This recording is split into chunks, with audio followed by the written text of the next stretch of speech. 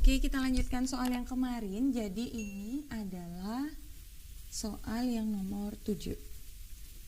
Berdasarkan gambar di atas, daerah yang diarsir menyatakan himpunan.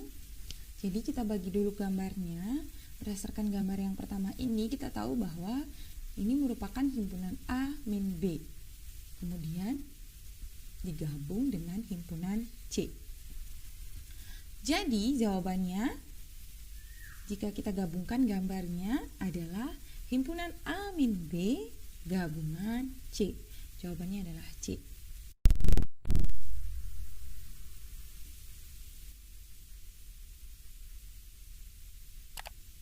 Soal yang nomor 8. Rasio antara jumlah uang yang dimiliki oleh Agung, Budi, dan Citra adalah 2:3:5.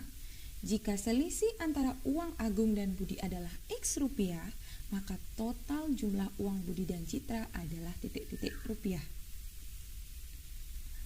Kita tahu bahwa perbandingan uang yang dimiliki oleh Agung, Budi, dan Citra adalah 2:3:5. Uang Agung adalah 2/10. Uang Budi adalah 3/10. Berdasarkan di sini ya, uang Citra adalah 5/10. Jadi 10 itu kita dapatkan dari jumlah total 2 ditambah 3 ditambah 5. Nah, selisih uang Agung dan Budi itu adalah X. Jadi selisih itu tidak ada nilai minusnya. Jadi kita tambahkan harga mutlak di sini. Sehingga A min B sama dengan X. 2/10 min 3/10 sama dengan X. 1/10 sama dengan X. Nah, jumlah total uang Budi dan Citra adalah Budi ditambah Citra sama dengan 3/10 ditambah 5/10. Budi ditambah Citra sama dengan 8/10. Kita lihat di option tidak ada pilihan 8/10. Jadi kita rubah jadi X. 8/10 itu sama dengan 8 dikali 1/10. Jadi uang Budi dan Citra sama dengan 8X. Jawabannya adalah D. Soal nomor 9. Rata-rata berat badan 8 orang bertambah 2 kg ketika satu orang dengan berat 65 kg digantikan oleh orang baru. Manakah hubungan yang benar antara kuantitas P dan Q berikut berdasarkan informasi yang diberikan? Jadi P adalah berat badan baru dan Q adalah 80 kg. Apakah nanti berat badan orang baru itu sama dengan 80 kg, lebih besar dari 80 kg, kurang dari 80 kg, atau informasi yang diberikan tidak cukup untuk memutuskan salah satu dari 3 pilihan di atas? Kita tahu bahwa rata-rata dari 8 orang tersebut adalah X sama dengan X rata-rata sama dengan 65 ditambah X2 ditambah X3 sampai dengan X8. Kita tidak tahu berat orang yang lainnya. Kita hanya tahu 65 kg satu orang saja. Jadi rata-ratanya adalah X sama dengan 65 ditambah X2 ditambah X3 sampai dengan X8 per 8 karena jumlah orangnya 8. Nah, 8-nya kita pindah ke ruas kiri. Jadinya 8X sama dengan 65 ditambah X2 sampai dengan X8. 65 kita pindah lagi ke ruas kiri. 8X min 65 sama dengan X2 ditambah X3 sampai dengan X8. Nah, X2 sampai X8-nya ini kita rubah menjadi A. Jadi, 8X min 65 sama dengan A. Jika orang dengan berat 65 kg diganti oleh orang baru yang kita misalkan dengan XB, maka rata-ratanya akan bertambah 2 kg. Jadi, karena dia digantikan dengan orang baru, X-nya rata-ratanya ini, X-nya akan ditambah 2. Tapi kita tidak tahu berat orang baru ini. Jadi 8-nya kita pindah ke ruas kiri, jadinya 8 dikali X ditambah 8 dikali 2. 8X ditambah 16 sama dengan XB ditambah X2 sampai dengan X8. XB-nya sama seperti tadi, kita pindah lagi ke ruas kiri, jadinya 8X plus 16 min XB sama dengan X2 ditambah X3 sampai dengan X8.